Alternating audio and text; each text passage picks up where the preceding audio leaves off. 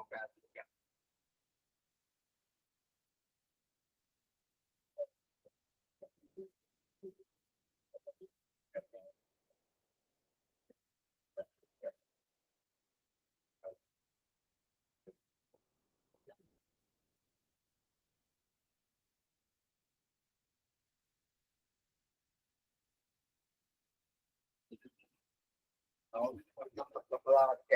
ഇരുപത്തിയൊന്നല്ലേ ഇതുവരെ? അതെ സർ.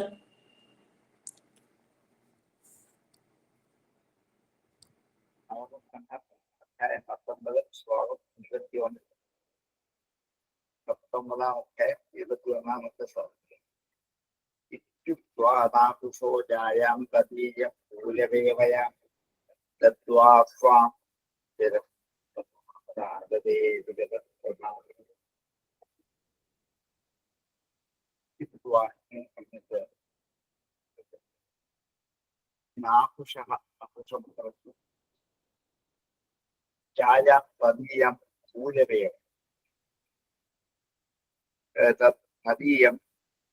ജായാം അവന്റെ പത്നിയോട് ഇങ്ങനെ പറഞ്ഞിട്ട് പൂരവയായ തത്വ പൂരുവിന് വയസ്സ് കൊടുത്തിട്ട് സ്വാം ജരഫം സ്വന്തം ജരേ തസ്മാത പാതതേ അവനിൽ നിന്ന് തിരിച്ചു വാങ്ങി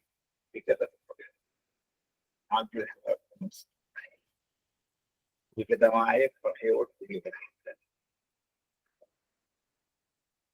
ഇത്രയും കാലം യവനും അനുഭവിച്ചിട്ട് മതിയാകുന്നില്ല എന്ന് കണ്ടിട്ട് വിവേകം കൊണ്ട് ഈ കൃഷ്ണ കാമത്തെ ജയിച്ചവനായ യയാതി, നക്ഷത്രമായ യയാതി തന്റെ ഭാര്യയായ ദേവയാനോട് പ്രകാരം മാന്യ നിമിത്തമാക്കിക്കൊണ്ട് പറഞ്ഞതിന് ശേഷം പുത്രനായ പൂരുവിൽ നിന്ന്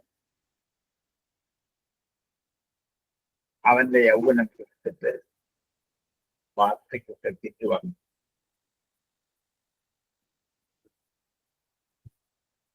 എന്റെ ആഗ്രഹം നിരാഗ്രഹമായിട്ട് മതിയായി ഇനി ആഗ്രഹമില്ല എന്ന് നമുക്ക് തിരിച്ചാണ്. ുഷോജായാം തദീയം പൂരവേവയാം ദത്വാം ജരഫം തസ്മാദാതേതികതസ്പൃഹാം ഇത്യുക്വാനാഹുഷോജായാം തദീയം പൂരവേവയാം ദത്വാം ജരഫം തസ്മാദാതേതികതസ്പൃഹാം ദിക്ഷിണപൂർവ്യം വൃക്ഷം ദക്ഷിണതോ യതും പ്രതീച്യാം പൂർവശും ചക്രേ പ്രതീച്യാമീശ്വരം ഭൂമണ്ഡലക്ഷോഫ്യാപോലും സപ്തമം ദിശാം അഭിഷിച്യഗ്രിതം സ്പശ്യ അശേഷവനം ദേവു. ദക്ഷിണപൂർവ്യ ദിശി തെക്ക് കിഴക്കേ ദിക്കിൽ, ദക്ഷിണപൂർവ്യ തെക്ക് കിഴക്കേ ദിക്കിൽ ദൃക്യുവിനെയും ദക്ഷിണത തെക്കേ ദിക്കിൽ യദുവിനെയും പ്രതീച്യാം പടിഞ്ഞാറ് ദിക്കിൽ തുർവശുവിനെയും ചക്രേ ചെയ്തു. ഉദീച്യാം വടക്കേ ദിക്കിൽ അനുവിനെയും ഈശ്വരൻ ചക്രേ രാജാവാക്കി ചെയ്തു, ഈശ്വരനാക്കി ചെയ്തു, ഈശിതാവാക്കി രക്ഷിതാവാക്കി ചെയ്തു. ഉദീച്യാം അനു ഈശ്വരം ചക്രേ തെക്ക് കിഴക്കേ ദിക്കിൽ ദൃക്യുവിനെ രാജാവാക്കി, തെക്കേ ദിക്കിൽ യദുവിനെയാക്കി, പടിഞ്ഞാറ് ദിക്കിൽ പൂർവശുവിനെയാക്കി, വടക്കേ ദിക്കിൽ അനുവിനെയാക്കി. ഇവരെയൊക്കെ അതാത് ദേശത്ത് ഈശന്മാരായിട്ട് നിയോഗിച്ചു. ഭൂമണ്ഡലത്തിൽ സർവസ്യ ഭൂമണ്ഡലം എല്ലാത്തിനും, ഭൂമണ്ഡലം മുഴുവനും സർവസ്യ പൂരും അർഹത്തമം വിശാം അർഹത്തമം വിശാം അർഹത്തമം മനുഷ്യരിൽ വെച്ച് ഏറ്റവും അർഹനായിരിക്കുന്ന പൂരുവിനെ സർവസ്യ ഭൂമണ്ഡലസ്യ എല്ലാ ഭൂമണ്ഡലത്തിന്റെയും ഈശനായി അഭിഷേകം ചെയ്തിട്ട് അഗ്രജാൻ ഭക്ഷ്യവശേ സ്ഥാപ്യ വനം ജയവും. അഗ്രജന്മാരെയൊക്കെ ജ്യേഷ്ഠന്മാരെയൊക്കെ അവന്റെ വശത്ത് സ്ഥാപിച്ചിട്ട് വനത്തിലേക്ക് യാത്രയായി. വിദഗ്ധനായ, ശരിക്കും വിരക്തി സമ്പാദിച്ചവനായ യയാതി ഓരോ ദിക്കിലേക്ക് തന്റെ ഓരോ മക്കളെ രാജാവാക്കി. എല്ലാ രാജ്യത്തിന്റെയും ഭൂമണ്ഡലത്തിന്റെ മൊത്തം അധിപനായിട്ട് പൂരുവിനെയും ചെയ്തു. വയസ്സുകൊണ്ട് പൂരു കനിഷ്ഠനാണെങ്കിലും ഗുണാധിക്യം കൊണ്ട് ഭൂമണ്ഡലത്തിന്റെ അധിപനായ ചക്രവർത്തിയായി തന്നെ തന്നെയാണ് അഭിഷേകം ചെയ്തത്. ജ്യേഷ്ഠനായ യദു മുതലായ ബാക്കി എല്ലാവരും തനിക്ക് അധീനനാക്കി മാറ്റിയിട്ട് യയാതി രാജാവ് വനത്തിലേക്ക് യാത്രയായി.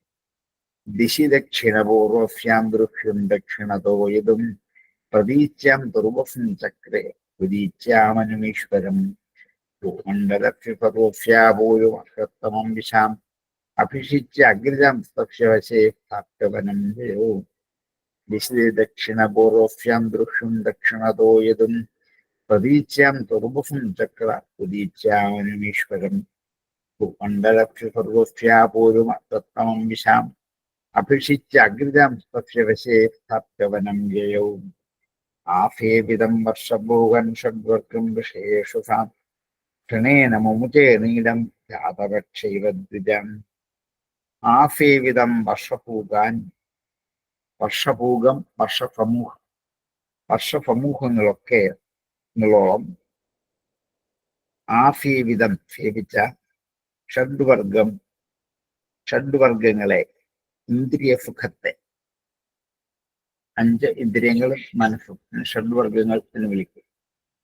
ആ ഇന്ദ്രിയ സുഖത്തെ വിഷയേഷു, വിഷയങ്ങളിൽ, അതാത് വിഷയങ്ങളിൽ, വർഷസമൂഹങ്ങളിൽ സേവിച്ചവനായ ആ രാജാവ് ഇന്ദ്രിയ സുഖത്തെ മുഴുവനും ക്ഷണേന മുമുച്, അല്പസമയം കൊണ്ട് മോചിച്ചു. നീലം ജാതപക്ഷേവ, ചിറകുമുളച്ച പക്ഷിക്കുഞ്ഞ് കൂട്ടിൽ നിന്നും പറന്നു പോകുന്നത് പോലെ. നീലം കൂട്, ജാതപക്ഷ ചിറകുമുളച്ച, ഇവ എന്നപോലെ. ദ്വിജഹ എന്നത്തെ പക്ഷി എന്നർത്ഥം. പക്ഷികൾക്കും ദ്വിജങ്ങൾ എന്ന പേരുണ്ട്. 2 ജന്മമുണ്ട്. ഇതൊന്നാണ്. ഒന്ന് നേരിട്ട് മുട്ടയിലേക്ക്, പിന്നെ മുട്ടയിൽ നിന്ന്, അങ്ങനെ 2 ജന്മം ഉള്ളത് കൊണ്ട് ദ്വിജങ്ങൾ എന്ന പക്ഷിക്കും പേരുണ്ട്.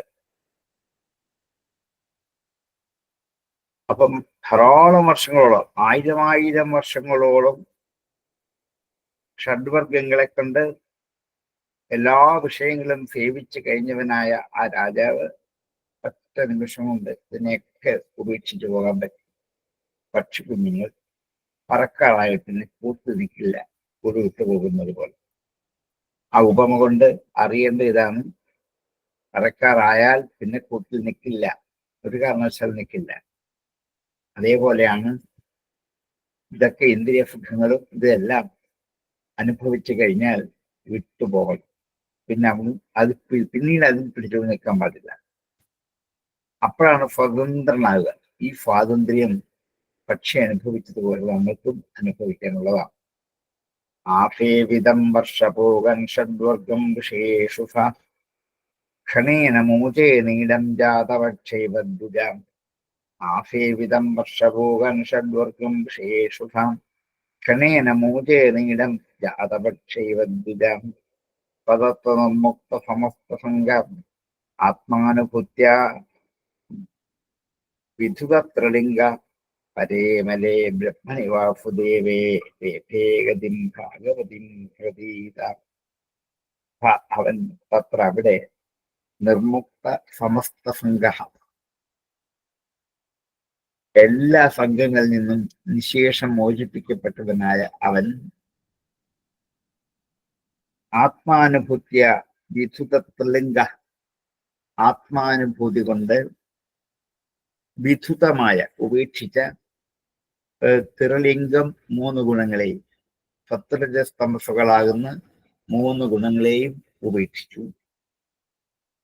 സമസ്ത സംഘങ്ങൾ നിർമുക്തനായി ആത്മാനുഭൂതി കൊണ്ട് മൂന്ന് ലിംഗങ്ങളെയും തൂത്ത് കളഞ്ഞിട്ട് പരേ അമലേ ബ്രഹ്മണി വാസുദേവേ, പരമമായ നിർമ്മലമായ വാസുദേവൻ എന്ന ബ്രഹ്മത്തിൽ ഗതി ലേപേ, ഗതി ലഭിച്ചു. ഭാഗവതീം പ്രതീത, ഭാഗവതം എന്ന് പ്രഖ്യാതമായ, പ്രതീത പ്രഖ്യാത പ്രസിദ്ധമായ, ഭാഗവതം എന്ന പ്രസിദ്ധമായ ഗതിയെ ലഭിച്ചു. പദമുക്ത സമസ്തസംഗ ആത്മാനുഭൂത്യാഭിധുതത്രിലിംഗം പരേമലേ ബ്രഹ്മണി വാസുദേവേ രേഭേ ഗതിം ഭാഗവതീം പ്രതീത. പദമുക്ത സമസ്തസംഗം ആത്മാനുഭൂത്യാഭിധുതത്രിലിംഗ പരേമലേ ബ്രഹ്മണി വാസുദേവേ രേഭേ ഗതിം ഭാഗവതീം പ്രതീത. ശ്രുത്വാ ഗാഥാം ദേവയാനീമേനേ പ്രസ്തോഭമാത്മനാം സ്ത്രീപുംസോ സ്നേഹവൈകൃത്യാസമിവേദിതം. ദേവയാനി ഗാഥാം ശ്രുത്വ, ദേവയാനി ഈ കഥ കേട്ടിട്ട് മേനെ വിചാരിച്ചു. പ്രസ്തോഭം ആത്മനഃ, ആത്മനഃ പ്രസ്തോഭം, തന്റെ ആത്മാവിന്റെ പ്രസ്തോഭത്തെ, ഇളക്കത്തെ, തന്റെ ആത്മാവ് ഇളകി മറിഞ്ഞിരിക്കുന്നു എന്ന് കണ്ടിട്ടാണ് ഈ കഥ തന്നോട് പറഞ്ഞത് എന്ന് വിചാരിച്ചു. സ്ത്രീ പുംസോഹ സ്നേഹ വൈക്ലഭ്യ, സ്ത്രീ പുരുഷന്മാരുടെ സ്നേഹത്തിന്റെ വൈക്ലഭ്യം കൊണ്ട്, സ്നേഹത്തിന്റെ പാരവശ്യം കൊണ്ട്, സ്നേഹത്തിന്റെ അനുഭൂതിയുടെ വലിപ്പം കൊണ്ട്, പരിഹാസം ഇവ ഈരിതം, അതുകൊണ്ട് പരിഹാസമായിട്ട് പറഞ്ഞ ഈ കഥ തന്നെ തന്നെ പ്രോത്സാഹിപ്പിക്കാനാണ് എന്ന് ദേവയാനിക്ക് മനസ്സിലായി. ആടുകൾ ഇണചേരുന്ന മട്ടിൽ കൂടിച്ചേരുകയും പിരിയുകയും ചെയ്യുന്ന സ്ത്രീ പുരുഷ ബന്ധം അത് ദുഃഖത്തെ സൂചിപ്പിക്കുന്നതാണ് എന്ന് പരിഹാസ രൂപത്തിൽ പറഞ്ഞ കഥ ദേവയാനിക്ക് ബോധ്യായി. പെട്ടെന്ന് വിഷയസുഖങ്ങളെയൊക്കെ വിട്ടുകളഞ്ഞ് ആത്മലാഭത്തിന് വേണ്ടി പരിശ്രമിക്കേണ്ടതാണ് എന്ന് സ്വന്തം ഭർത്താവ് തന്നെ പ്രോത്സാഹിപ്പിച്ചതാണ് എന്ന് ധരിച്ചു ദേവയാനി. ശുക്രാചാര്യ മകളായതുകൊണ്ട് അങ്ങനെയൊരു മഹത്വം കൂടി അവർക്കുണ്ടായി. ശ്രുത്വാഗാഥാം ദേവയാനീമീനേ പ്രസ്തോഭമാത്മനാം സ്ത്രീപുംസോ സ്നേഹവൈക്ലഭ്യാത് പരിഹാസമിവേദിതം. ശ്രുത്വാഗാഥാം ദേവയാനി മേനേ പ്രസ്തോഭമാത്മനാം സ്ത്രീപുംസോ സ്നേഹവൈക്ലഭ്യാത് പരിഹാസമിവേദിതം.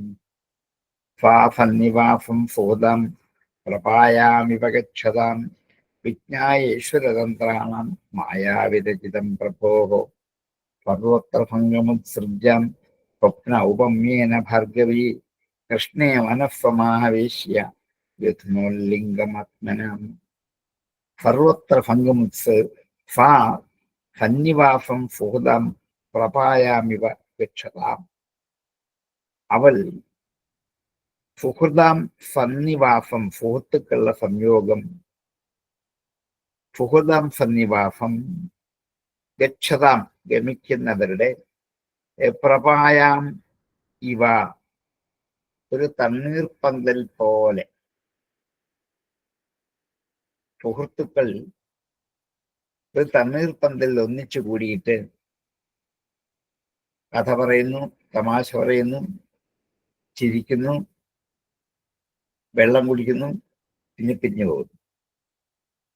വിജ്ഞായ ഇതുപോലെയാണെന്ന് അറിഞ്ഞിട്ട് ഈശ്വരതന്ത്രാണാം, ഈശ്വര അധീനനായിരിക്കുന്ന സുഹൃത്തുക്കളുടെ സംയോഗം ഒരു തണ്ണീർപ്പന്തലിലെ സന്നിവാസം പോലെയാണെന്ന് അത് പ്രഭോഹു മായാവിരചിതം, ഈശ്വരന്റെ മായ കൊണ്ട് ഉണ്ടാക്കിയതാണ് എന്ന് തിരിച്ചറിഞ്ഞിട്ട് സർവത്ര ഭംഗമുത്സൃജ്യ, എല്ലായിടത്തും ഭംഗം ഉപേക്ഷിച്ചിട്ട് സ്വപ്ന ഔപമ്യേന ഭാർഗവി, സ്വപ്നത്തിന്റെ ഉപമ കൊണ്ട് ഭാർഗവിയായ ദേവയാനി, ഭൃഗുവിന്റെ പുത്രിയായ, കുലത്തിൽ പിറന്നവളായ ദേവയാനി കൃഷ്ണയെ മനഃസമാവേശ്യ ശ്രീകൃഷ്ണ ഭഗവാനിലേക്ക് മനസ്സുറപ്പിച്ചിട്ട് വ്യഥുനോത് ലിംഗം ആത്മനഃ. ആത്മനഃ ലിംഗം, തന്റെ ശരീരത്തെ വ്യഥുനോട് നശിപ്പിച്ചു. അങ്ങനെ ജയാതി ഭഗവത് പ്രാപ്തിയായപ്പോൾ ശുക്രമണിയുടെ പുത്രിയായതുകൊണ്ട് ദേവയാനി ചിന്തിക്കാൻ കഴിവുള്ളവളായിരുന്നു.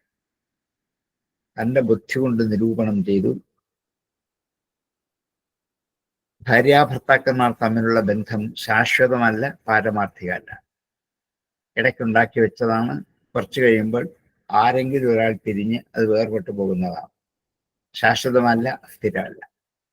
ഇങ്ങനെ ബന്ധങ്ങളിലല്ല മനുഷ്യൻ ജനിച്ചത്. ജനിച്ച് എത്രയോ നാളുകൾ കാലം കഴിഞ്ഞിട്ടാണ് ഈ ബന്ധം ഉണ്ടാക്കുന്നത്. മരിക്കുന്നതിന് മുമ്പ് ഈ ബന്ധത്തെ വേർപെടുകയും ചെയ്യും പലപ്പോഴും. അത്രയ്ക്ക് ശാശ്വതമല്ല ഈ ബന്ധം എന്ന്. അത് ഈശ്വരന്റെ മായാകൽപിതമായ ഒരു ബന്ധമാണ് എന്ന് മനസ്സിലാക്കിയാൽ വഴിയാത്രക്കാർ പത്രത്തിൽ കൂടുന്നത് പോലെ മാത്രമേ ഉള്ളൂ. ഹോട്ടലിൽ കയറി കാപ്പി കുടിക്കാനിരുന്നു, ചുറ്റുമിരുന്ന ആൾക്കാരുമായിട്ട് സമയം കിട്ടിയപ്പോൾ ഇട്ടുകൊണ്ട് പരിചയപ്പെട്ടു, സംസാരിച്ചു, വർത്തമാനം പറഞ്ഞു, പഴയ കാര്യങ്ങളും പുതിയ കാര്യങ്ങളും ഒക്കെ ചർച്ച ചെയ്തു, ഭക്ഷണം കഴിച്ചു, തിരിഞ്ഞു പോയി. അത്രയുള്ളൂ. ഇത്രയ്ക്കുള്ളൊരു ബന്ധം മാത്രമാണ് എന്ന് ദേവയാനി ശരിക്കും മനസ്സിലാക്കിയിട്ട് സ്വപ്ന പദാർത്ഥങ്ങളിലെ പരമാർത്ഥബോധം ഉണ്ടാകുന്നത് പോലെയാണ് ഈ അജ്ഞാന കാര്യത്തിൽ സത്യമാണ് എന്ന തോന്നൽ ഉണ്ടാകുന്നത്. അത് സത്യമല്ല എന്ന് തിരിച്ചറിഞ്ഞിട്ട് ശ്രീകൃഷ്ണ എന്ന പരമാത്മാവിൽ മനസ്സുറപ്പിച്ച് ജനനകാരണമായ ഈ അജ്ഞാനാത്മകമായ ലിംഗശരീരത്തെ ജ്ഞാനാഗ്നിയിൽ ഹോമിച്ചു എന്ന്. ഇതാണ് ആത്യന്തികമായ ഒരു യജ്ഞം. ഇത് പൂർണ്ണമാക്കി ദേവപുരി.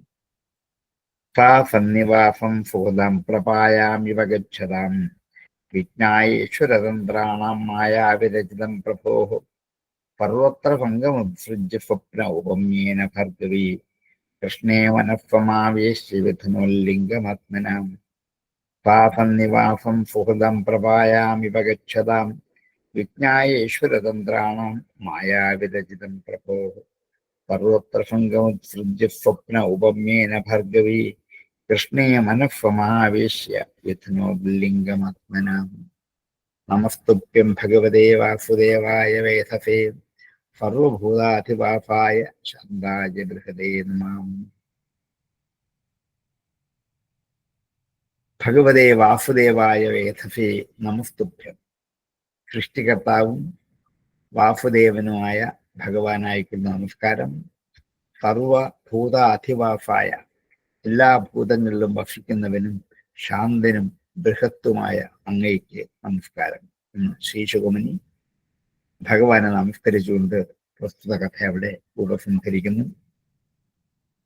ഐശ്വര്യപൂർണനാണ് ഭഗവാൻ. ജഗത് സൃഷ്ടിക്ക് കാരണഭൂതനാണ്. എല്ലാ ജീവജാലങ്ങളിലും അന്തര്യാമിയായിട്ട് സഞ്ചരിക്കുന്ന അധിവസിക്കുന്നവനാണ്. എന്നും നിറഞ്ഞിരിക്കുന്നവനാണ്. അങ്ങനെയുള്ള പരമശാന്തി സ്വരൂപനായ വാസുദേവനായ ഭഗവാനെ നമസ്കരിച്ചുകൊണ്ട് ശിശുഗോനി ഈ കഥ ഇവിടെ ഉപസംഹരിച്ചു എന്ന് പറയാം. നമസ്തുഭ്യം ഭഗവതേ വാസുദേവായ വേധസേ സർവഭൂതാധിവാസായ ശാന്തായ ബൃഹദേ നമഃ. നമസ്തുഭ്യം ഭഗവതേ വാസുദേവായ വേധസേ സർവഭൂതാധിവാസായ ശാന്തായ ബൃഹദേ നമഃ. അങ്ങനെ ആ 19-ാമത്തെ അധ്യായം അവിടെ തീർന്നു. നമുക്ക് 20-ാം അധ്യായത്തിലേക്ക് പ്രവേശിക്കാം. ശാപം അപ്പൊ മഹാഭാരതത്തിലാ പറയുന്ന, ഭാഗവതത്തിൽ പറയുന്നേ ഇല്ലല്ലേ? ഇല്ല. പക്ഷെ പലയിടത്തും ശാപത്തെ കുറിച്ച് പറയുന്നുണ്ട്. എന്താ ശാപം എന്നുള്ളത് പറഞ്ഞിട്ടില്ല. ഇല്ല, അത് മഹാഭാരതത്തിൽ അതിന്റെ പൂജനയുള്ളൂ.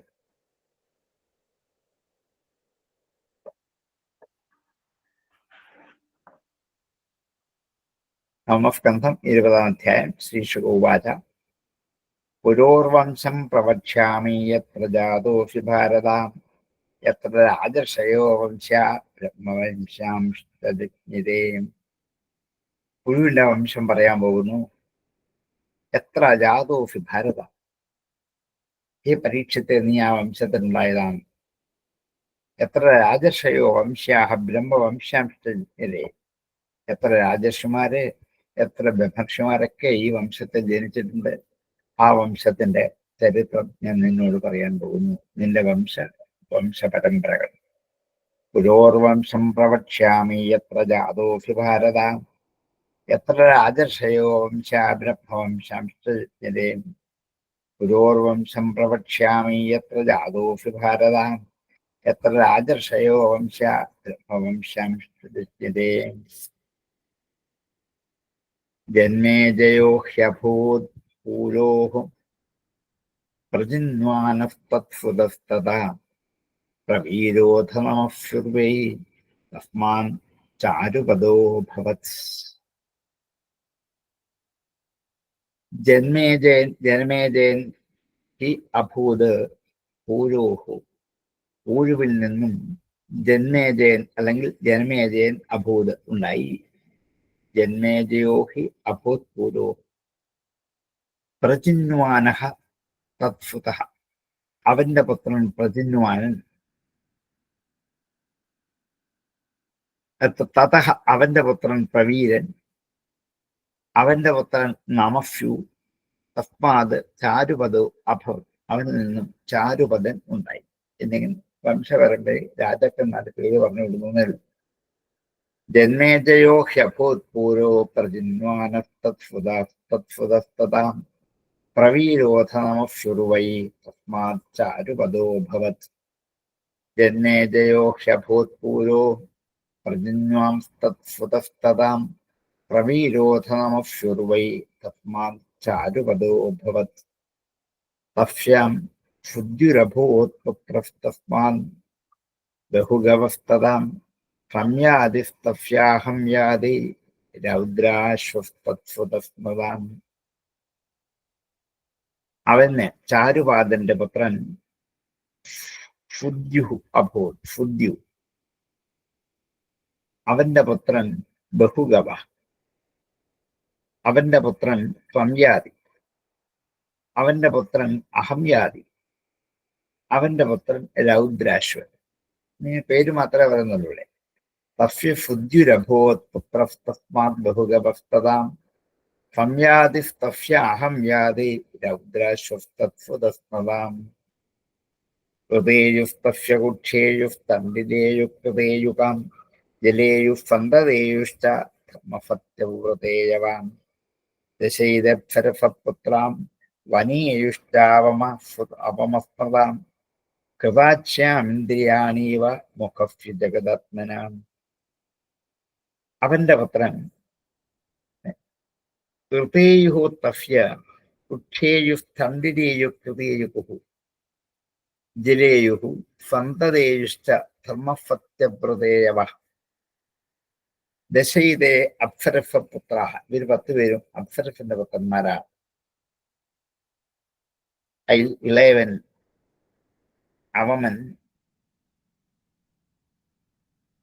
ഹൃവാച്യാം ഇന്ദ്രിയാണീവ മുഖ്യസ്യ ജഗദാത്മന. അവന് ഖൃവാചി എന്ന അപ്സരസിലെ രൗദ്രാശ്വൻ, മുമ്പത്തെ അവസാനത്തെ പറഞ്ഞു വെച്ച പുത്രൻ രൗദ്രാശ്വൻ. ആ രൗദ്രാശ്വന് ഖൃവാചി എന്ന പേരായ അപ്സരസിന് 10 പുത്രന്മാരുണ്ടായി. കൃതേയു, കുക്ഷേയു, സ്തണ്ഡിതേയു, കൃതേയു, ജലേയു, സന്തതേയു, ധർമ്മേയു, സത്യേയു, വ്രതേയു, വനീയു എന്ന് 10 പുത്രന്മാർ. ഇന്ദ്രിയങ്ങളെ പോലാണ് 10 പേര്. 5 5 10 ഇന്ദ്രിയങ്ങളെ പോലെ.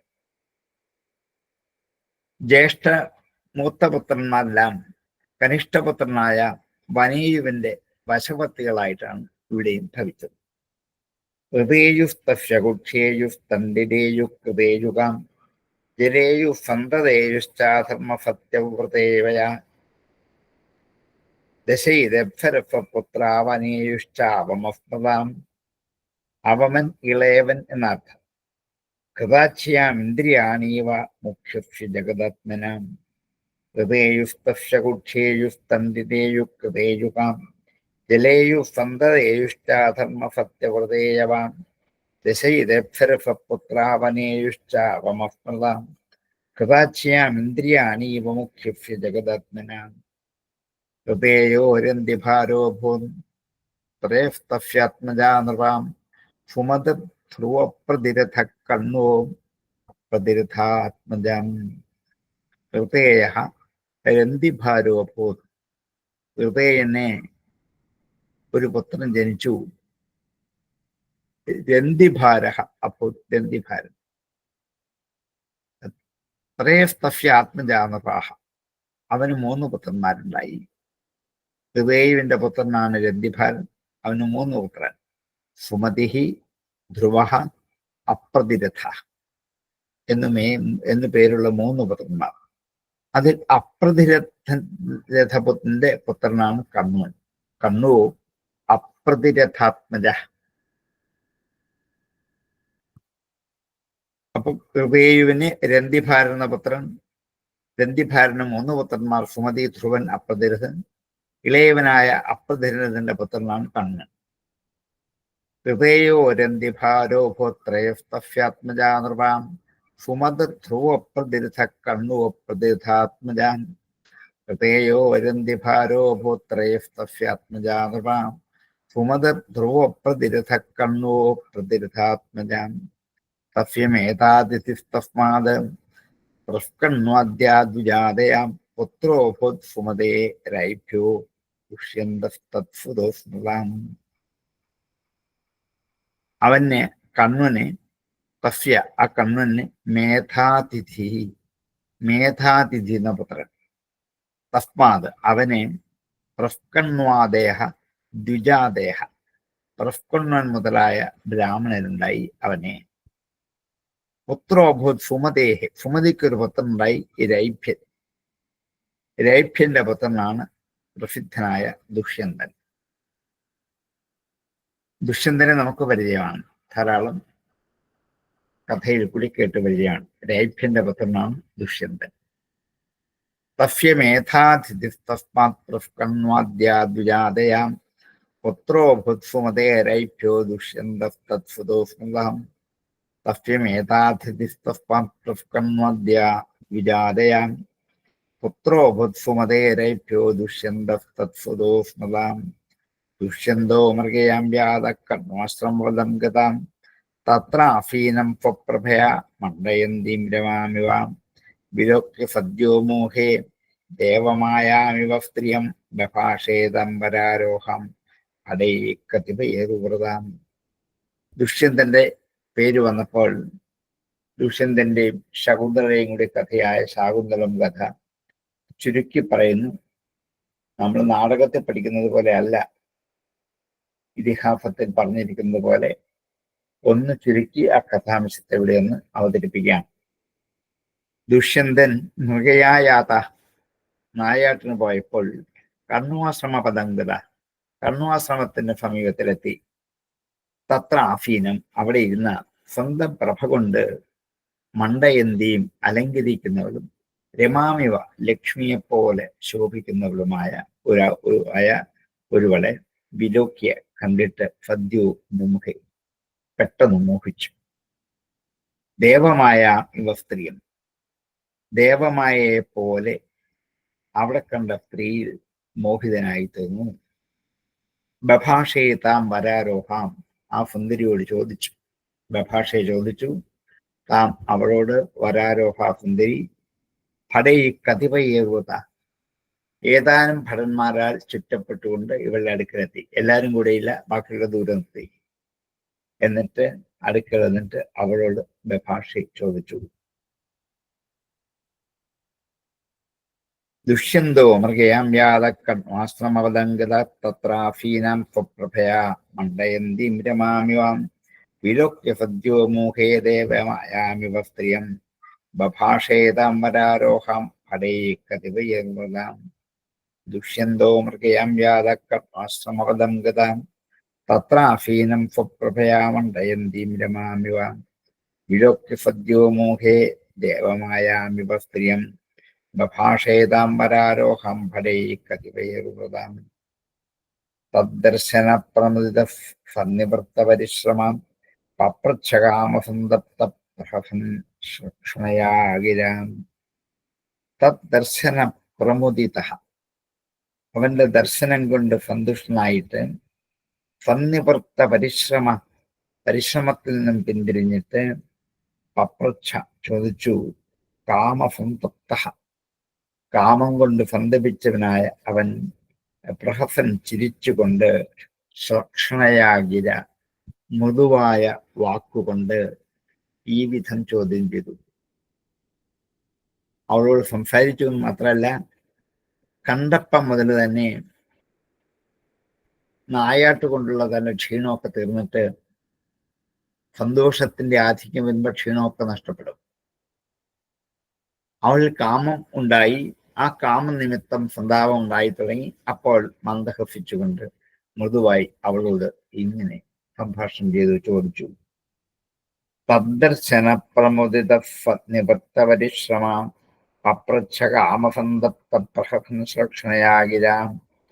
തദ്ദർശന പ്രമുദിത നിവൃത്തപരിശ്രമ പപ്രച്ഛ കാമസന്തപ്ത പ്രഹസൻ ശ്രക്ഷയാകിരാം.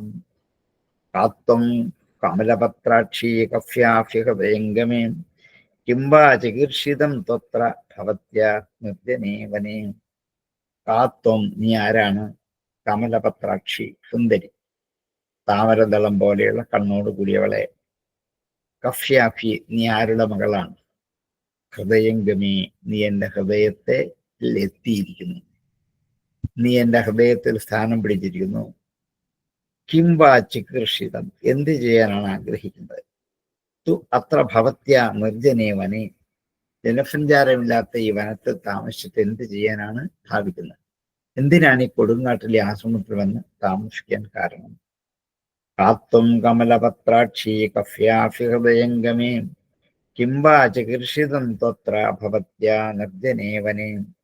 കാത്വം കമലപത്രാക്ഷി കഫ്യാഫി ഹൃദയംഗമേ കിംവാ ചികീർഷിതം ത്വത്ര ഭവത്യാ നിർജ്ജനേ വനേ. വ്യക്തം രാജന്യതനയാം വേത്മ്യഹം ത്വാം സുമധ്യമേ നഹി ചേത പൗരവാണാം അധന്മേ രമതേ ക്വചിത്. വ്യക്തമാണ് ഒരു കാര്യം, രാജന്യതനയാ, നീ രാജകുമാരിയാണ് എന്ന് വേത്മി അഹം, ഞാൻ അറിയുന്നു. നീ രാജപുത്രിയാണെന്ന് എനിക്ക് വ്യക്തമായും ബോധ്യമായിരിക്കുന്നു.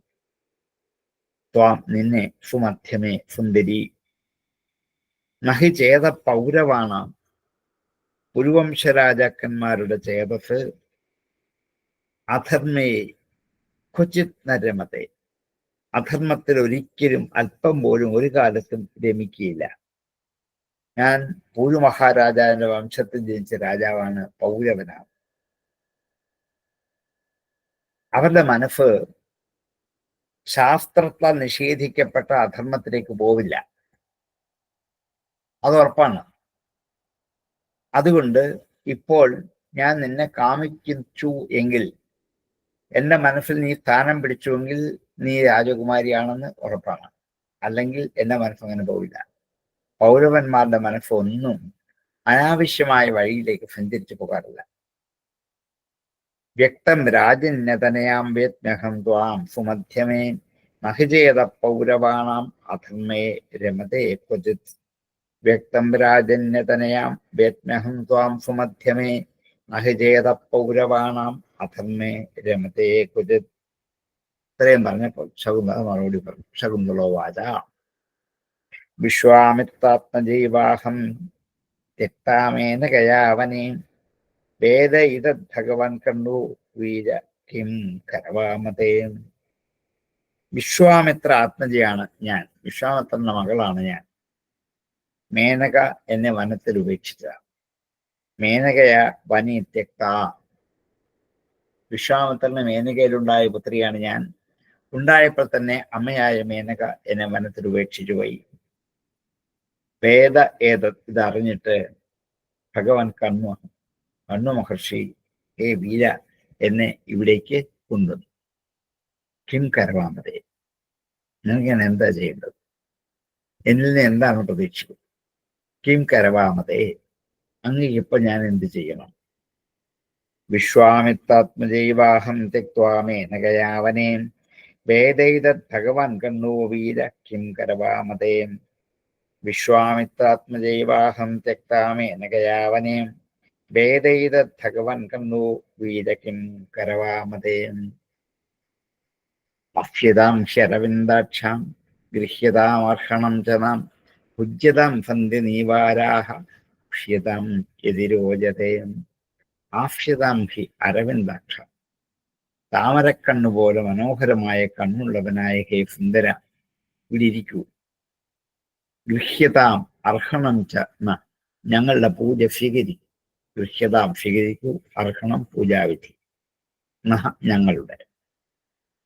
ഭുജ്യതാം എന്തെങ്കിലും കഴിക്കൂ. സന്ധി ഇവിടെ ഉണ്ട്. നീവാര ഇവിടെ നീവാരങ്ങളുണ്ട്.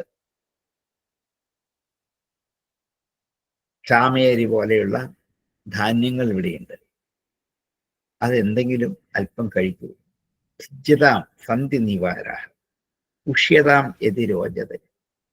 വേറെ തിരക്കൊന്നുമില്ല, ഇഷ്ടപ്പെടുന്നു, ആഗ്രഹമുണ്ടെങ്കിൽ ഒരു ദിവസം ഇവിടെ താമസിച്ചിട്ട് പോവാം. ഇങ്ങനെ സാമാന്യ ആതിഥ്യ മര്യാദ അനുസരിച്ച് അവൾ ആ രാജാവിനോട് പെരുമാറി. ആഫ്യതാം ശരവിന്ദാക്ഷാഗൃഹ്യതാം അർഹണം ച നാം പൂജ്യതാം സന്ധ്യ നീവാരാഹ ഉഷ്യതാം എതിരോജതേം ആഫ്യതാം ശരവിന്ദാക്ഷാം ഗൃഹ്യതാമർഹണം ച നാം പൂജ്യതാം സന്ധ്യ നീവാരാഹ ഉഷ്യതാം എതിരോജതേം. ദുഷ്യന്ത ഉവാച. ദുഷ്യന്തൻ പറഞ്ഞു, ഉപപന്നമിതം ഫുഭ്രൂ ജാതായ കുശികന്വയേ സ്വയം ഹിവൃണുതേ രാജ്ഞാം കന്യകാഹ സദൃശം വരം. ഉപപന്നമിതം ഇത് ചേർന്നതാണ്, യോഗ്യമാണ്. ഫുഭ്രു ഹേ സുന്ദരി. ജാതായ കുശികന്വയേ കുശിക വംശത്തിൽ ജനിച്ച നിനക്ക് ഇങ്ങനെയുള്ള ഈ സംഭാഷണ ചാരുത ചേർന്നതാണ്. വിശ്വാമിത്രന്റെ ഗോത്രത്തിൽ ജനിച്ചവർക്ക് ഇതേപോലെയുള്ള ആതിഥ്യ മര്യാദയും സംഭാഷണവും ചേർന്നത് തന്നെ. സ്വയം ഹി വൃണുതേ രാജ്ഞാം. സ്വയം ഹി വൃണുതേ തന്നെത്താൻ വൃണുതേ വരിക്കുന്നു. രാജ്ഞാം കന്യകാഹ രാജാക്കന്മാരുടെ കന്യകമാരെ സദൃശം വരം സ്വന്തം ഇച്ഛ കൊണ്ട് സ്വയം സ്വേച്ഛയ സദൃശം വരം സദൃശനായ വരനെ വരിക്കുന്നു. കുശികവംശത്തിൽ ജനിച്ച നീയെ ഈ കാണിച്ച പൂജാവിധാനങ്ങൾ സമുചിതമാണ്. രാജകന്യകമാർക്ക് അവരുടെ ഇച്ഛ അനുസരിച്ച് ഇഷ്ടപ്പെട്ട ഭർത്താവിനെ വരിക്കാൻ അധികാരമുണ്ടല്ലോ. അതുകൊണ്ട് എന്നോട് ഈ കാണിച്ച സൗമനസ്യത്തിന് ഒരു തെറ്റും പറയാനില്ല, ശരി തന്നെ. ഉപപന്നമിതം ഫുഭ്രോ ജാതായ കുശികന്വയേ സ്വയം ഹിവൃണുതേ രാജ്ഞാം കന്യകാ സദൃശം വരം. ഓമിത്യുക്തേ യഥാധർമ്മം ഉപയേമേ ശകുന്തളാം ഗാന്ധർവവിധിനാ രാജ ദേശകാല വിഭാഗവിത്.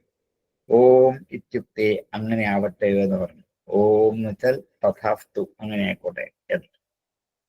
ഇത്യുക്തേ യഥാധർമ്മം ധർമ്മം അനുസരിച്ച് ഉപയേമേ ശകുന്തള ശകുന്തള വിവാഹം കഴിച്ചു അവിടെ വെച്ച്. എങ്ങനെ? ഗാന്ധർവ വിധിന ഗാന്ധർവം എന്ന വിധി അനുസരിച്ച് രാജ ദേശകാല വിഭാഗവിത്ത് ദേശകാല വിഭാഗങ്ങളെ അറിയുന്നവനായ രാജാവ്, താനിപ്പം നിൽക്കുന്ന ദേശം ഈ കാലം ഒക്കെ നന്നായിട്ട് തിരിച്ചറിയാവുന്നവനായ രാജാവ് ഇപ്പൊ പെട്ടെന്ന് വിവാഹം കഴിക്കണം എന്ന് തോന്നിയാൽ അപ്പൊ ചെയ്യാനുള്ള വിവാഹവിധിയാണ് ഗാന്ധർവം. 8 തരത്തിൽ വിവാഹമുള്ളതിൽ ഒന്നാണ് ഗാന്ധർവം. വധൂവരന്മാർ മാത്രം അറിഞ്ഞ്, ബന്ധുക്കൾ ആരും അറിയാതെ അവർ തന്നെത്താൻ തീരുമാനിച്ച് തന്നെത്താൻ വിവാഹം കഴിക്കുന്ന വിവാഹത്തിന്റെ പേരാണ് ഗാന്ധർവം എന്ന്. അങ്ങനെ ഗാന്ധർവ വിധി അനുസരിച്ച് അവർ അവിടെ വിവാഹിതരായി. രാജാവും ആരോടും ചോദിച്ചില്ല, ശകുന്തല ആരോടും ചോദിച്ചില്ല, ഒരു ബന്ധുക്കളോടും ആലോചിച്ചില്ല. വളർത്തച്ഛനുണ്ട്, കൂട്ടുകാരുണ്ട്, രാജാവിന് കൊട്ടാരത്തിൽ ഇഷ്ടം പോലെ ആൾക്കാരുണ്ട്. ആരോടും പരസ്പരം ചോദിക്കാതെ രണ്ടുപേരുടെയും ഇഷ്ടാനുസരണം നടത്തുന്ന വിവാഹം, അതും വിധിപൂർവ്വം അനുവദിച്ചിരിക്കുന്ന വിവാഹമാണ് 8 എണ്ണത്തിൽ എന്നുള്ളത് കൊണ്ട്. പക്ഷെ ഉത്തമമല്ല, മധ്യമമാണ്. മൂന്ന് തരത്തിലാണ് വിവാഹം. ഉത്തമം, മധ്യമം, അധമം എന്നീ മൂന്ന് തരത്തിലുണ്ട്. ഓമിത്യുക്തേ യഥാധർമ്മം ഉപയേമേ ശകുന്തളാം ഗാന്ധർവവിധിനാ രാജ ദേശകാല വിഭാഗവിത്. ഓമിത്യുക്തേ യഥാധർമ്മം ഉപയേമേ ശകുന്തളാം ഗാന്ധർവവിധിനാ രാജ ദേശകാല വിഭാഗവിത്. അമോഘവീര്യോ രാജസ് മഹിഷ്യാം വീര്യമാദധേ ശോഭൂതേ ഫുരം യാത അലേന ഭൂതസാഫുതം. അമോഘവീര്യ രാജർഷി, നിഷ്ഫലമാകാത്ത വീര്യത്തോടു കൂടിയവനായ രാജർഷി.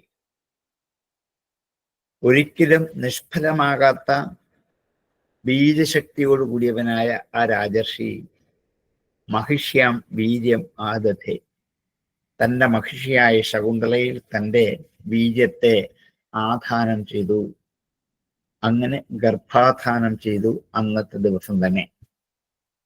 ശോഭൂതേ, പിറ്റേ ദിവസം സ്വപുരം യാത, സ്വന്തം പുരത്തിലേക്ക് പോയി. കാലേന അഫൂത ഫാഫുത, കാലം കൊണ്ട് അവളുടെ പുത്രനെ പ്രസവിക്കുകയും ചെയ്തു. അമോഘ വീര്യോ രാജർഷിഷ്യാം വീരമാദധേ ശോഭൂതേ ഫുപുരം യാത കാലേന അഫൂത ഫാഫുതം. കണ്വ കുമാരഫ്യവനേ ചക്രേ സമുചിതാഃ ക്രിയാഃ ബദ്ധ്വാ മൃഗേന്ദ്രാം സ്തരഫാ ക്രീഡതി സ്മ സ്വബാലകാം. കണ്വൻ കുമാരഫ്യ, കുമാരനെ വനെ, വനത്തിൽ വെച്ച് ചക്രേ ചെയ്തു സമുചിതാഃ ക്രിയാഃ. ഇന്നത്തെ കാലത്ത് നമുക്ക് സംഭവിക്കാനാവാത്തോ ചിന്തിക്കാനോ ആവാത്തതായ ഒരു വിവാഹ ബന്ധത്തിന്റെ കഥയാണ്. ഇതൊരാശ്രമത്തിൽ വെച്ചാണ് കണ്വമഹർഷി ഇതിനെ അംഗീകരിച്ചു, അനുവദിച്ചു. കാരണം ഒരു വംശത്തിൽ പ്രസിദ്ധനായ ചക്രവർത്തിയാണ് ദുഷ്യന്തൻ. ദുഷ്യന്തനുമായിട്ട് മകൾക്കൊരു ബന്ധമുണ്ടാകുന്നത് എപ്പോഴും അഭിലഷണീയമാണ്. അതുകൊണ്ട് അത് ന്യായമാണ് എന്ന് അംഗീകരിച്ചു. അങ്ങനെ ഗർഭവതിയായ മകളെ കൂടെ താമസിപ്പിച്ചു. പുത്രൻ ഉണ്ടായി കഴിഞ്ഞപ്പോൾ പുത്രന്റെ ജാതകർണം മുതൽ ഉപനയനം വരെയുള്ള സമസ്ത ക്രിയകളും കണ്വൻ ചെയ്തു. കുമാരഫ്യ ചക്രേ സമുചിതാഃ ക്രിയാഃ, ഉചിതങ്ങളായ ക്രിയകളൊക്കെ ചെയ്തു. അങ്ങനെ അവൻ കളിച്ചുകൊണ്ടിരിക്കെ ഒരു ദിവസം ബദ്ധ്വ, ബന്ധിച്ചിട്ട് മൃഗേന്ദ്രാൻ, ഒരു സിംഹക്കുട്ടിയെ തരഫ ക്രീഡത്തി ബാലക, പെട്ടെന്ന് ആ സിംഹക്കുട്ടിയുമായിട്ട് ബാലകൻ കളിച്ചുകൊണ്ടിരുന്നു. ഇത് കുട്ടികൾ ആരും ചെയ്യാത്ത ഒരു ലീലയാണ്. വളർന്നു വന്ന ആ കുട്ടി സിംഹങ്ങളെ പിടിച്ചാണ് കളിക്കുക. സിംഹക്കുട്ടികളെ പിടിച്ചു നിർത്തിയിട്ട് അവയുടെ പല്ലുകൾ എണ്ണി നോക്കും.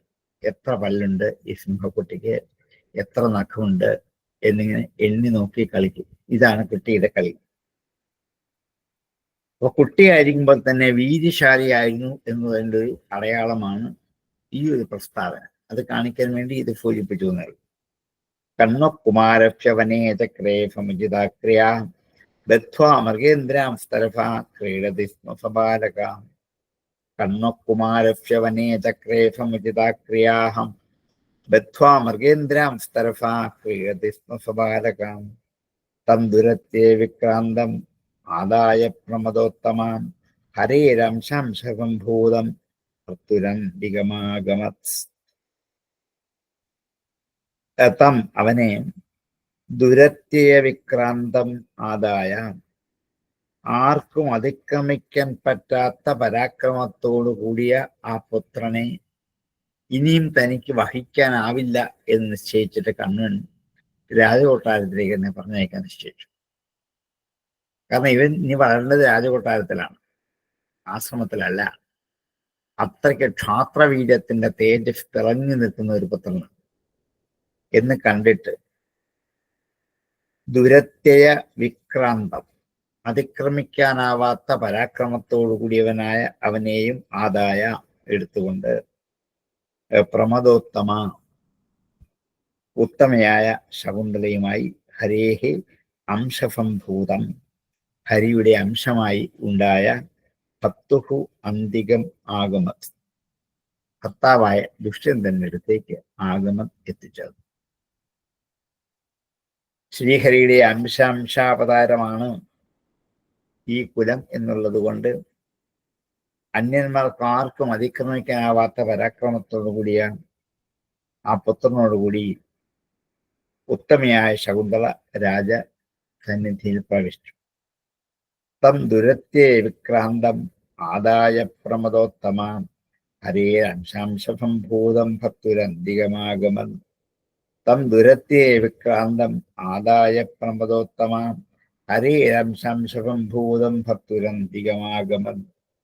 യഥാ ന ജഗൃഹേ രാജാ ഭാര്യാപുത്രാവനിന്ദിതൗ ശൃണ്വതാം സർവഭൂതാനാം ഖേവാഗാഹ ശരീരിണി. യഥാ ന ജഗൃഹേ രാജാവ് എപ്പോൾ അവനെ സ്വീകരിച്ചില്ലയോ, ഭാര്യാപുത്രൗ അനിന്ദിതൗ അനിന്ദിതന്മാരായ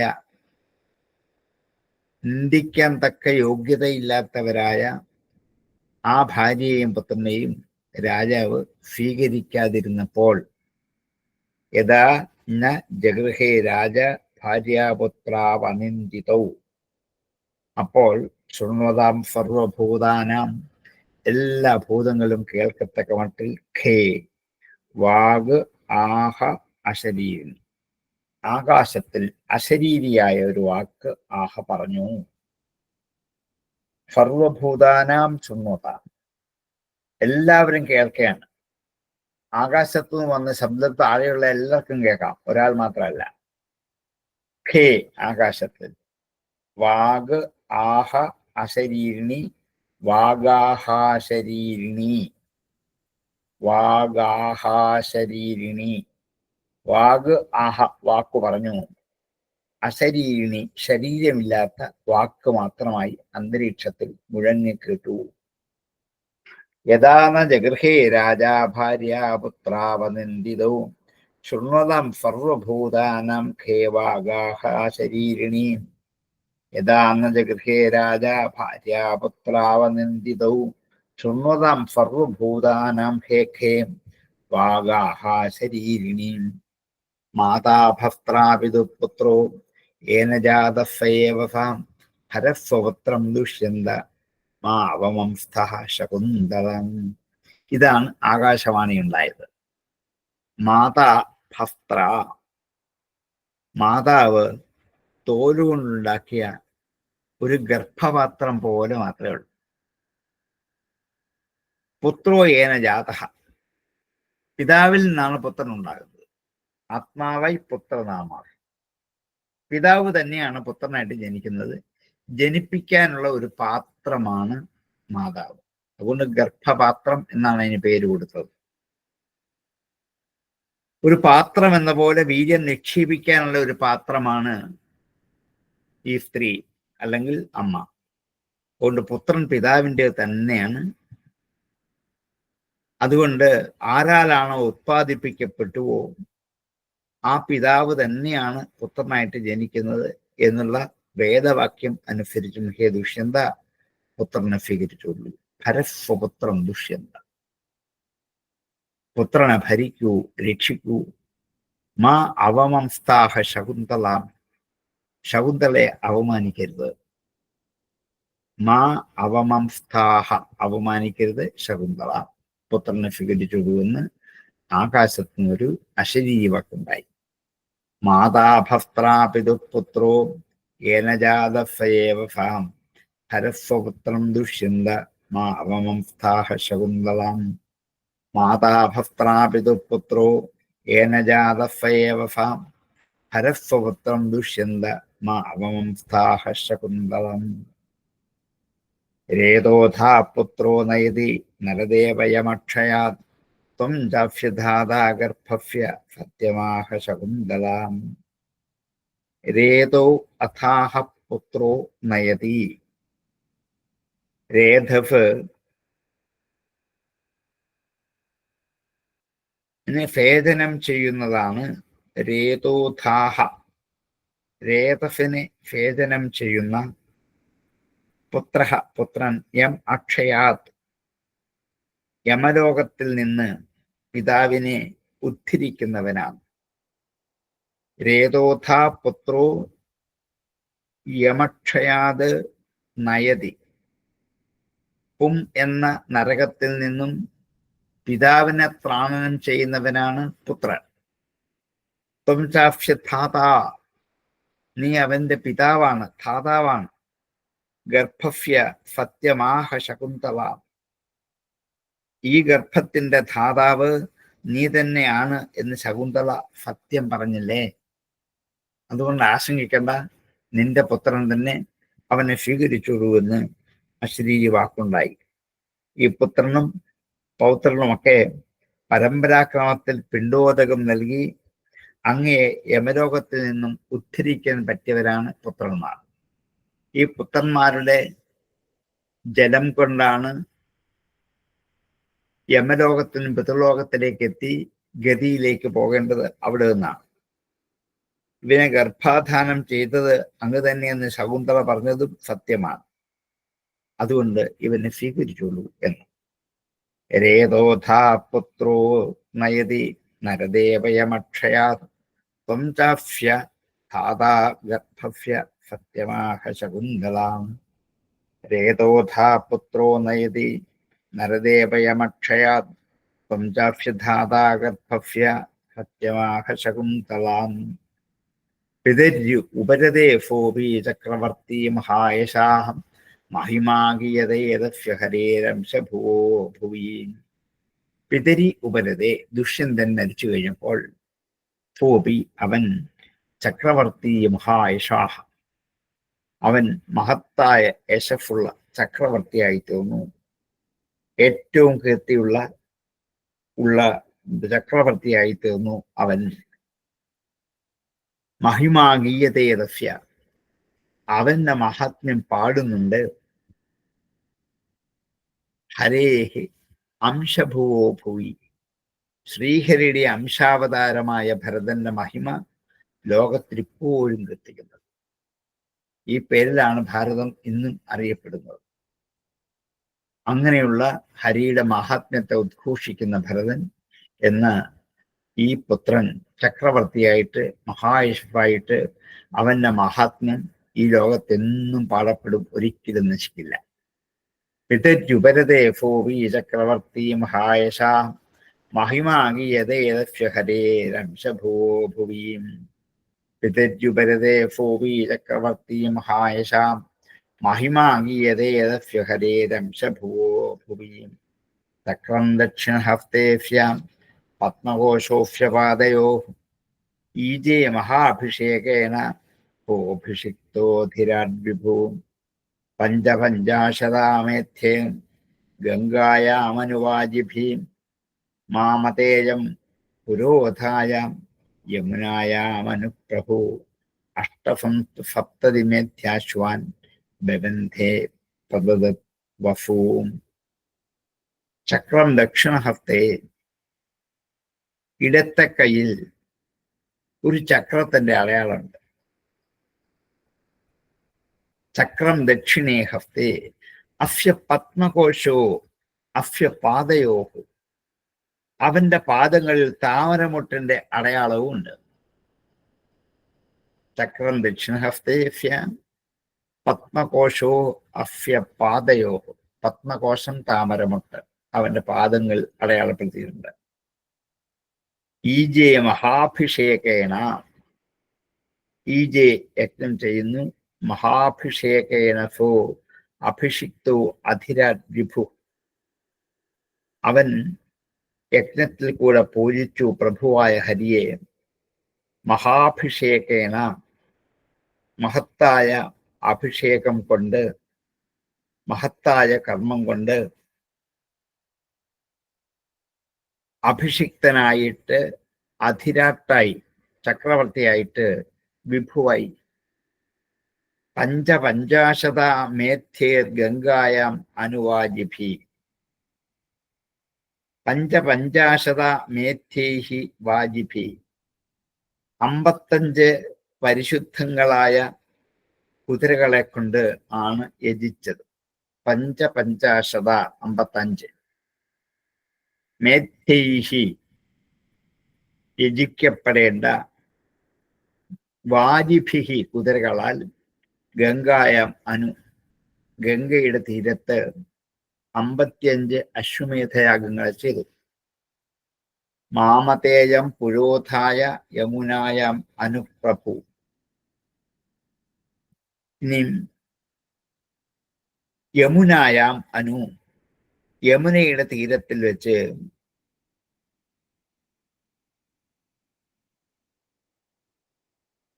അഷ്ടസപ്തതിമേധ്യാശ്വാൻ ബബന്ധ പ്രദദത് വഫു, അഷ്ടവിംശതി മേധ്യാശ്വാൻ 78 പരിശുദ്ധങ്ങളായ കുതിരകളെ, അഷ്ടസപ്തതി മേധ്യ അശ്വാൻ ബബന്ധ ബന്ധിച്ചു, പ്രദദത് വഫു ധാരാളം വഫുക്കളെ ധനങ്ങളെ ദാനം ചെയ്യുകയും ചെയ്തു.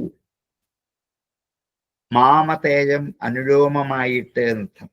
ഗംഗയിൽ അനുലോമമായി എന്നുകൊണ്ട് അതിൻ്റെ തീരത്തിൽ ഒഴുക്കിനനുസരിച്ച് തന്നെ 78 പരിശുദ്ധ അശ്വങ്ങളെ കൊണ്ട് ബന്ധിച്ച് ധാരാളം ധനങ്ങൾ ദാനം ചെയ്തു. ഹരിയുടെ അംശാവതാരമാണ് എന്നുള്ളതിനെ 1-2 ഉദാഹരണങ്ങൾ കൂടി സമർത്ഥിക്കാൻ പുറപ്പെട്ടതാണ്.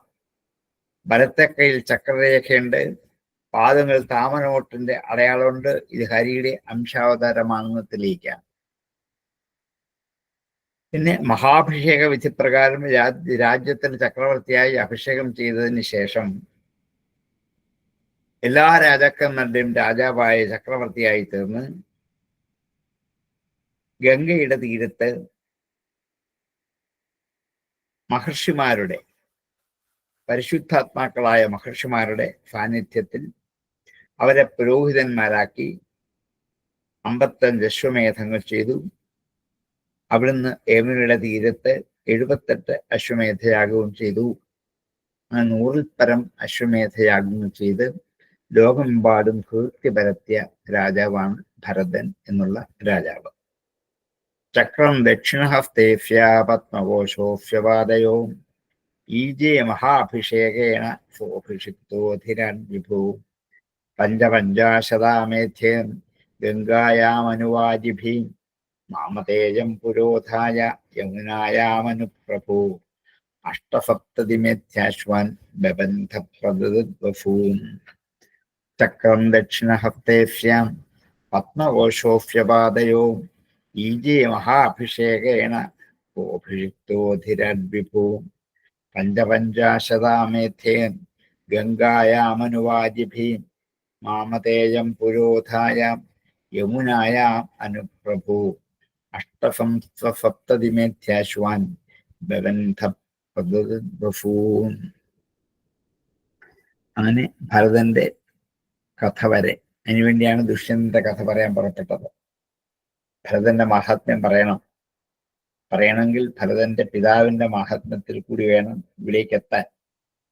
അങ്ങനെ പൂർവവംശത്തിലെ പ്രസിദ്ധനായ ചക്രവർത്തിയായ ഭരതന്റെ കഥ മുഴുവനായില്ല. അതിലെ പ്രധാനപ്പെട്ട രാജ്യാഭിഷേകം ചെയ്ത് രാജ്യം സ്വീകരിച്ചു, അശ്വമേധം ചെയ്തു എന്ന് വർണ്ണിച്ച് അവിടെ നമുക്കിപ്പോൾ സംസാരിക്കാൻ നമ്മുടെ സമയം ഏതാണ്ട് അതിക്രമിച്ചു വരുന്നു. ഇന്ന് എന്തായാലും ഈ അധ്യായം തീരുകയില്ല. നമുക്ക് ബാക്കി അടുത്ത ദിവസം എടുക്കാം. സംശയം എന്തെങ്കിലും ഉണ്ടെങ്കിൽ ചോദിക്കാം. സാറേ, ഒരു സംശയം. ഈ നമ്മുടെ ഗാന്ധർവ വിവാഹം അല്ലാതെ 7 വിവാഹം കൂടി ഉണ്ടല്ലോ, അത് രാക്ഷസ വിവാഹം എന്നൊക്കെ പറയുന്ന, അത് ഏതൊക്കെയാണെന്നൊന്ന്. ഗാന്ധർവ വിവാഹം, രാക്ഷസ വിവാഹം എന്നൊക്കെ ഇങ്ങനെ കേട്ടിട്ടുണ്ട്. ബ്രാഹ്മം, ആജാപത്യം, ആർഷം, ഇത് 3 ഉത്തമം. അത് എന്താണ്? കന്യക ചോദിച്ച ദാനമായി കൊടുക്കുക, വിധിപൂർവ്വം യജ്ഞശാലയിൽ വെച്ച് കൊടുക്കുക, അല്ലാതെ കണ്ട് എന്താണ് ഈ ഹോമാചാരം അനുസരിച്ച് ഹോമവിധികൾ അഗ്നിസാക്ഷികമായിട്ട് വിവാഹം കഴിച്ചു കൊടുക്കുക. ഇതിനാണ് ആർഷമെന്നും ബ്രാഹ്മണം പേര്. പിന്നുള്ളതാണ് ഗാന്ധർവം. ഇനി ശ്രീകൃഷ്ണൻ രുക്മിണിയെ കൊണ്ടുപോയത് രാക്ഷസ വിവാഹമായിട്ട്. അത് രാക്ഷസമാണ്. പിന്നെ 3 ഉള്ളത് ഈ രാക്ഷസം, പൈശാചം,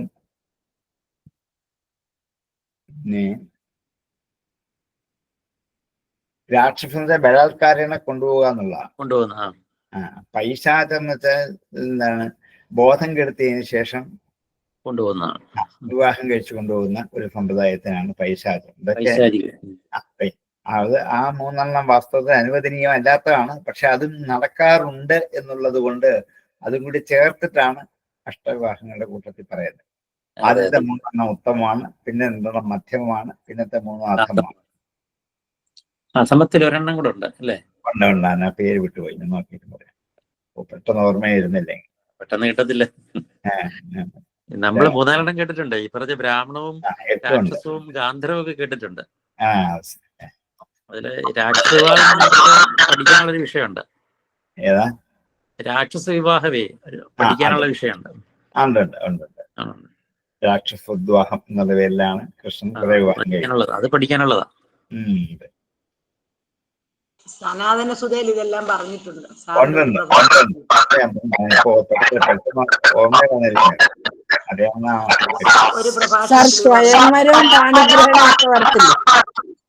അല്ല, അത് ഇതിന്റെ അകത്ത് വരുന്ന ചടങ്ങുകളാണ്.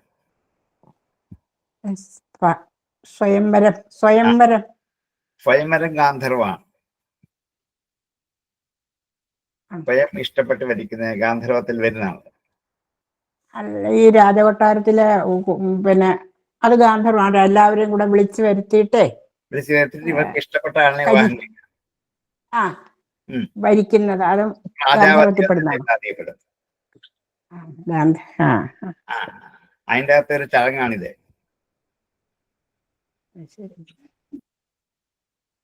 ഞാൻ 8 പേരും പറയാം. ഇത്തിരി ചിലപ്പോൾ ഇപ്പോൾ ഓർക്കും, അല്ലെങ്കിൽ പിന്നെ നോക്കിയിട്ട് പറയാം. ആയിക്കോട്ടെ. സാറേ, ഈ നവമസ്കന്ധത്തിലെ 19ാമത്തെ അധ്യായത്തിലെ 17ാം ശ്ലോകവും 20ാമത്തെ അധ്യായത്തിലെ 18ാമത്തെ അധ്യായത്തിലെ 44ാമത്തെ ശ്ലോകവും ഞങ്ങൾക്ക് ഫസ്റ്റ് ഇയറിൽ പ്രസരം ക്ലാസ്സില് ഫ്രാൻസിസ് സാറ് സുഭാഷിതത്തിൽ പഠിപ്പിച്ചതാണ്.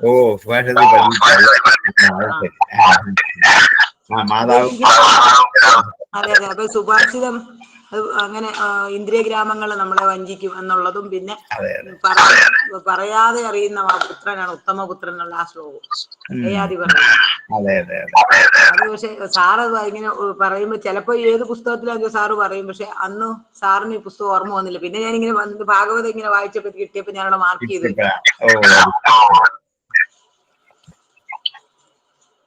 നമ്മളും ആരോടെങ്കിലും പറയുമ്പോഴേക്കും അത് ഏത് ഗ്രന്ഥത്തിലുള്ളതെന്ന് ചോദിച്ചു കഴിഞ്ഞാൽ ഒരു ആധാരം വേണമല്ലോ. ശരി സാർ.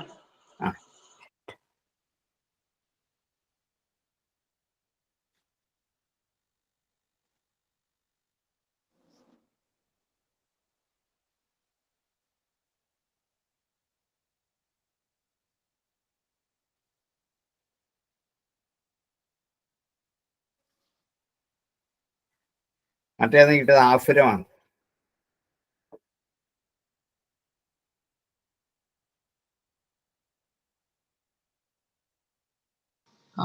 മറ്റേ സനാതന സുധയില് പറഞ്ഞിട്ടുണ്ടല്ലോ, ഷോഡശ സംസ്കാരം വരുമ്പോ ഈ വിവാഹത്തിനെ പറ്റിയെല്ലാം പറയുന്നുണ്ട്. ആസുരം എന്നൊരു വിവാഹമുണ്ട്, അതാണ് എല്ലാം സാർ അവിടെ പറയുന്നുണ്ട്. രാക്ഷസം, ആസുരം, പൈശാചം. അതെ, സനാതന സുധയിൽ വരുന്നുണ്ട് ഷോഡശ സംസ്കാരം. Okay sir, thank you.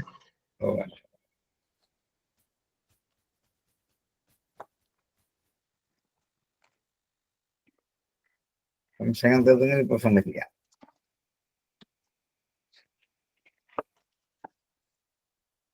Om പൂർണ്ണമിദം പൂർണ്ണാത് പൂർണ്ണമുദച്യതേ പൂർണ്ണസ്യ പൂർണ്ണമാദായ പൂർണ്ണമേവാവശിഷ്യതേ. Om Shanti Shanti Shanti.